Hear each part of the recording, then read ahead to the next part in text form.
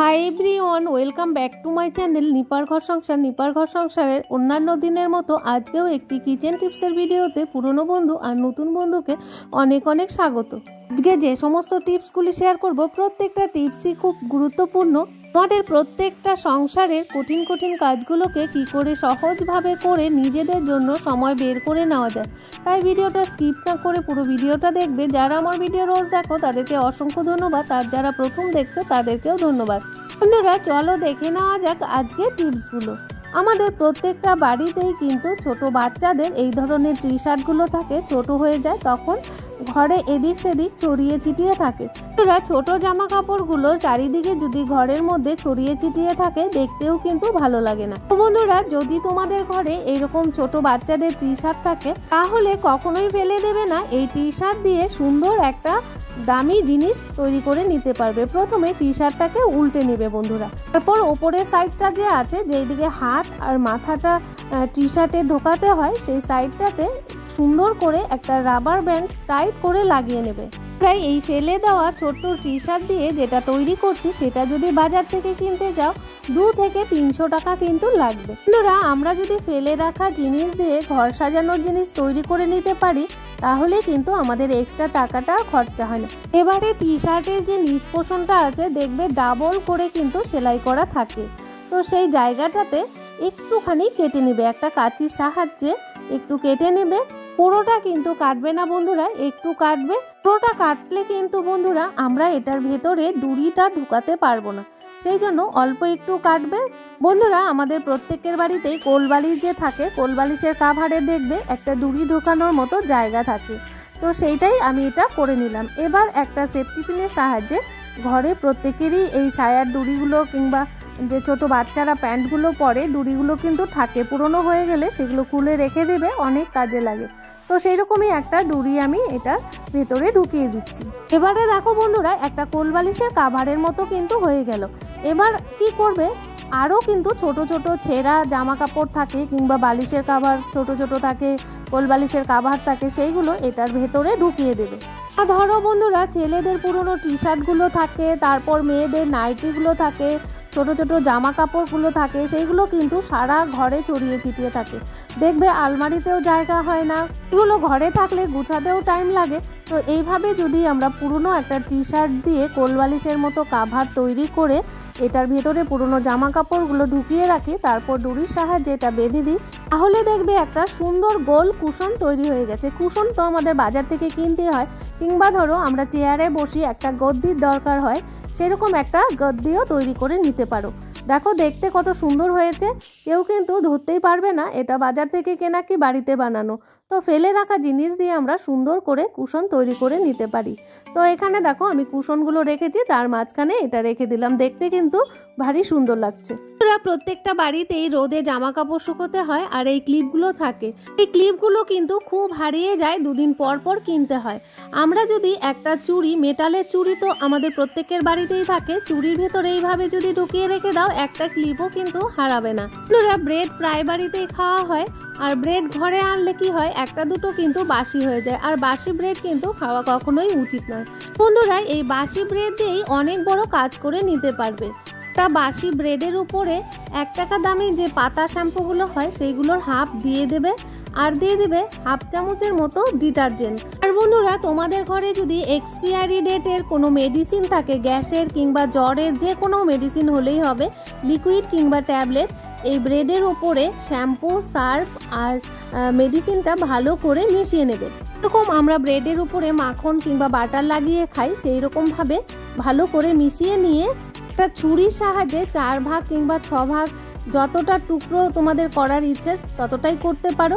এবার আমি এখানে 4 টুকরো করে নিলাম। এটা কি করব, এবার গ্যাসের নিচে দেখবে রান্নার পর ছোট ছোট খাবারের দানাগুলো পড়ে, এগুলো খেতেই কিন্তু টিকটিকি, আরশোলা, অন্যান্য পোকামাকড় কিন্তু আসে, আর আমাদের কিচেনটা কিন্তু তখন আনহাইজেনিক হয়ে যায়। যত পরিষ্কার পরিচ্ছন্ন রাখবে ততই কিন্তু শরীর স্বাস্থ্য ভালো থাকবে। এই সলিউশনটি যদি রাতের বেলা অ্যাপ্লাই করতে পারো তাহলে টিকটিকি আরশোলা পোকামাকড় কিচেনে কিন্তু কিচ্ছু আসবে না। বন্ধুরা, প্রত্যেকটা বাড়িতে মেয়ে বউদের হ্যান্ড পার্স কিন্তু অনেকগুলো করে থাকে, আর সব সময় কিন্তু সবগুলো ইউজ করা হয় না। বন্ধুরা, ঘরে চামড়ার ব্যাগগুলো থাকতে থাকতে দেখবে সাদা সাদা হয়ে গেছে, ফাঙ্গাস পড়ে গেছে, তখন কিন্তু সেইগুলো আর কোথাও নিয়ে যেতে ইচ্ছে করে না। আমাদের ঘরে যে ভ্যাসলিন থাকে সেই ভ্যাসলিন একটু করে সেই চামড়ার ব্যাগের উপর দিয়ে একটা তুলো কিংবা কটনের কাপড় দিয়ে ভালো করে মুছে নেবে, দেখবে আবার নতুনের মতো হয়ে গেছে। কিন্তু আমরা কি করি, চামড়ার ব্যাগগুলো যখন সাদা হয়ে যায়, ফাঙ্গাস পড়ে যায়, আমরা কিন্তু আর ইউজ করি না, সেইগুলো ফেলে দিই, আবার নতুন কিনে নিয়ে আসি।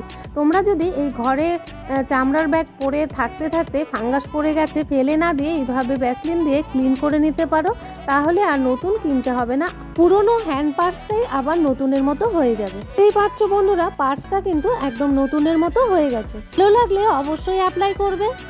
অনেক বাড়িতেই খুব দুষ্টু দুষ্টু কতগুলো বাচ্চা থাকে, এত দুষ্টু যে রাতে বসলে কাঠের দরজাতে কিংবা খাটে, তারপর ফার্নিচারগুলোতে খুব রং পেন্সিল কিংবা পেনের দাগ এই সমস্ত বসিয়ে দেয়, তখন কিন্তু দেখতে একদমই ভালো লাগে না। যার বকাঝকা করলেও কিন্তু দুষ্টু বাচ্চারা একদমই কথা শোনে না।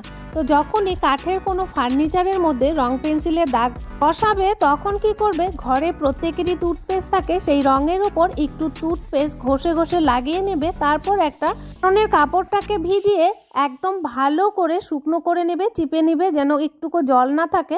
তারপর বন্ধুরা, সেই ভেজা কাপড়টা দিয়ে দরজাটা বা কিংবা কাঠের যে কোনো জিনিসে রং লাগলে মুছে নেবে, দেখবে একদম ক্লিন হয়ে গেছে। দেখতেই পাচ্ছ একদম কিন্তু রংটা নেই। প্রত্যেকটা বাড়িতেই কিন্তু বেলুন চাকি ইউজ করা হয় রুটি করার জন্য, আর এই রুটি করার পর বেলুন চাকিটা আমরা কি করি, জল দিয়ে ধুয়ে নিই। কখনোই জল দিয়ে এই কাঠের জিনিসগুলো ধুবে না, কারণ জল লাগলে কাঠের জিনিস খুব তাড়াতাড়ি নষ্ট হয়ে যায়। বন্ধুরা, প্রত্যেকের কিচেনেই কিন্তু লেবু থাকে।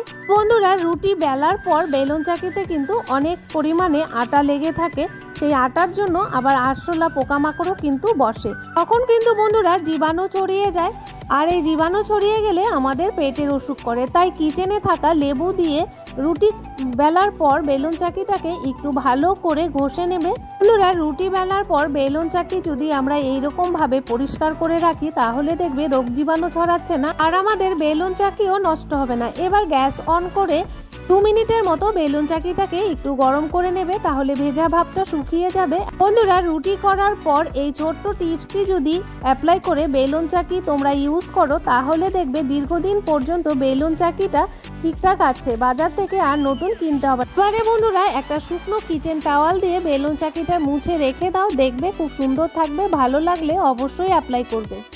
মাঝে মাঝে যখন লাইট চলে যায়, তখন কিন্তু আমরা বাড়িতে মোম জ্বালাই।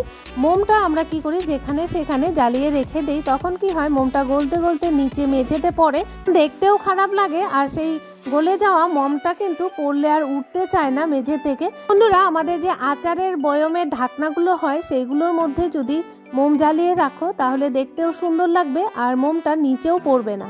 বন্ধুরা, আমরা প্রত্যেকেই কিন্তু পাঁপড় ভাজা খেতে ভালোবাসি, আর এই পাঁপড় ভাজতে গেলেই অনেকের অসুবিধে হয়ে যায়। যারা নতুন রাঁধুনি তাদের জন্য তো খুবই প্রবলেম হয়ে যায়, কারণ তেলের থেকে পাঁপড়টা উঠাতে গেলে অনেক সময় হাতে ছ্যাঁকা লেগে যায়, হাতটা পুড়ে যায়। এই ছোট্ট টিপসটি যদি তোমরা অ্যাপ্লাই করো, কোনোদিনও তোমাদের হাতে ছ্যাঁকাও লাগবে না, আর হাতও পুড়বে না। খুব কম টাইমের মধ্যে অনেকগুলো পাঁপড় ভেজে নিতে পারবে। বন্ধুরা, আমরা বেশিরভাগ পাঁপড়টা কিন্তু এইরকম ভাবেই ভাজি, একটা করে পাঁপড় দিয়ে হাত দিয়ে তুলে নেওয়ার চেষ্টা করি, তখন কিন্তু হাতে ছ্যাঁকা লেগে যায়, পুড়ে যায়। তো কখনোই এইরকম ভাবে পাঁপড় তোমরা ভাজবে না, তাহলে অনেক সময় বড় ক্ষতি হয়ে যেতে পারে। বন্ধুরা, কি করবে, প্রত্যেকের বাড়িতেই এই ধরনের কাঁটা চামচগুলো থাকে। একটা কাঁটা চামচের ভেতরে এই যে আমি যেরকম ভাবে করছি সেরকম ভাবে করে নেবে, তাহলে দেখবে একদম হাতে লাগছে না, পাঁপড়টা খুব সুন্দরভাবে ভাজা হচ্ছে। আর এইভাবে পাঁপড় ভাজতে দারুণ মজাও লাগে। দেখতেই পাচ্ছ বন্ধুরা, পাঁপড়টা কিন্তু একদম কাঁটা চামচের মধ্যে আটকে গেছে, একদম পড়ছে না, আর কয়েক সেকেন্ডের মধ্যেই পাঁপড়টা কিন্তু আমি ভেজে তুলে নিতে পারলাম। আর বন্ধুরা, একটা গোটা পাঁপড় ভেজে তোমাদেরকে দেখাচ্ছি যে কাঁটা চামচ দিয়ে কি করে গোটা পাঁপড়ও ভেজে নেওয়া যায়। বন্ধুরা, পাঁপড়ের ভিতরে চামচটা কি করে ঢোকালাম তোমরা বুঝতেই পেরেছো। প্রত্যেকটা পাঁপড় আমি এইরকম ভাবে তোমাদের দেখিয়ে দিচ্ছি, কিভাবে পাঁপড় ভাজতে হয়। দেখতেই পাচ্ছ চামচ থেকে কিন্তু পাঁপড়টা পড়ছে না। তোরা আমি 3 রকম ভাবে পাঁপড় ভেজে তোমাদের দেখিয়ে দিলাম। এইরকম ভাবে তোমরা পাঁপড় ভাজলে কখনোই হাত পুড়বে না। গোটা পাঁপড়ও দেখিয়ে দিলাম, হাফ পাঁপড়ও দেখিয়ে দিলাম এবং 4 ভাগের 1 ভাগও কি করে কাঁটা চামচ দিয়ে ভাজতে হয় পুরোটা দেখিয়ে দিলাম। তো বন্ধুরা আজকের টিপসগুলো তোমাদের কাছে কেমন লাগছে তোমরা অবশ্যই কিন্তু একটা লাইক করে দিও। তোমাদের একটা লাইক আমাদের নতুন নতুন ভিডিও বানাতে মোটিভেট করে। প্লিজ বন্ধুরা একটা লাইক করে দিও আর একটা কমেন্ট করো। বন্ধুরা গরম তেলে টাকার কয়েন দিলেই কিন্তু অনেক বড় সমস্যা থেকে সমাধান পাওয়া যাবে। তো বন্ধুরা প্রথমে আমি এখানে দেখো অনেকগুলো টাকার কয়েন নিয়েছি, সেগুলো ভালো করে ওয়াশ করে নিচ্ছি। প্রথমে শ্যাম্পু আর লেবু দিয়ে ওয়াশ করে নিচ্ছি। চাইলে ডিটারজেন্ট কিংবা যেই লিকুইড ভিমবারগুলো হয় সেগুলো দিয়েও ওয়াশ করে নিতে পারো। তো বন্ধুরা টাকার কয়েন দিয়ে কি সমস্যার সমাধান হবে সেটা জানার আগে যারা নতুন বন্ধু আমার চ্যানেলটাকে দেখছো তারা অবশ্যই কিন্তু সাবস্ক্রাইব করে বেল নোটিফিকেশনটি অল করে রেখো, তাহলে আমি যখনই কোনো ভিডিও ব্লগ বা রেসিপি বা কিচেন টিপস আপলোড দেবো সবার আগে তোমাদের কাছে পৌঁছে যাবে। এবারে বন্ধুরা টাকাটা ভালো করে পরিষ্কার করে নেওয়ার পর একটা কিচেন টাওয়াল দিয়ে জলটা ভালো করে শুকিয়ে নিতে হবে। বন্ধুরা তোমরা বড় কড়াইও দিতে পারো কিংবা এই ধরনের যে তড়কা প্যানগুলো হয় সেগুলোতে করলে বেশি ভালো হয়, কারণ অল্প তেলের মধ্যেই হয়ে যাবে। বন্ধুরা এখানে সর্ষের তেল কিন্তু ইউজ করতে হবে। সর্ষের তেল দেওয়ার পর দিয়ে দিবে টাকার কয়েনগুলো। এখানে 2 থেকে 3টে টাকার কয়েন দিলেই হবে। তেলটাকে হালকা গরম করে গ্যাসটাকে অফ করে দিতে হবে। আর এই তড়কা প্যানের থেকে অন্য পাত্রে তেলটা আমি ঢেলে নিচ্ছি আর একটু ঠান্ডা করে নিচ্ছি। বন্ধুরা দেখতেই পাচ্ছ তেলের কালারটা কিন্তু একদম চেঞ্জ হয়ে গেছে। বন্ধুরা এই টাকাটা দিয়ে কিন্তু আমরা আবার দোকানে কোনো কিছু কিনতে পারবো, তেলটা মুছে নিলেই হবে।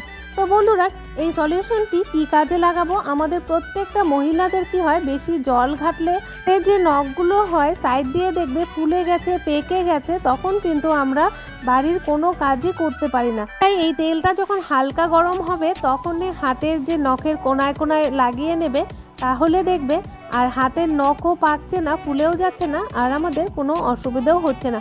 অনেক সময় দেখা যায় পায়ে কুনি হয়, পেকে যায়, আমরা হাঁটতে পারি না, প্রচণ্ড ব্যথা হয়। তো তোমরা পায়েও এইভাবে লাগিয়ে নিতে পারো।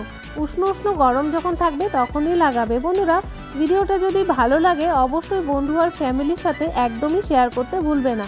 আর বন্ধুরা এই তেলটা কিন্তু খুবই উপকারী, তোমরা বানিয়ে রেখে দিতে পারো, তোমাদের হাতে পায়ে লাগিয়ে নিতে পারো, তাহলে আর কোনো সমস্যা হবে না। অনেক সময় জলের জন্য কিন্তু আমাদের হাত পায়ে নখ এরকম হয়ে যায়, দেখতেও বাজে লাগে আর আমরা কাজও করতে পারি না। আমার ভিডিও ফার্স্ট থেকে লাস্ট পর্যন্ত দেখলে তাদেরকে অসংখ্য ধন্যবাদ।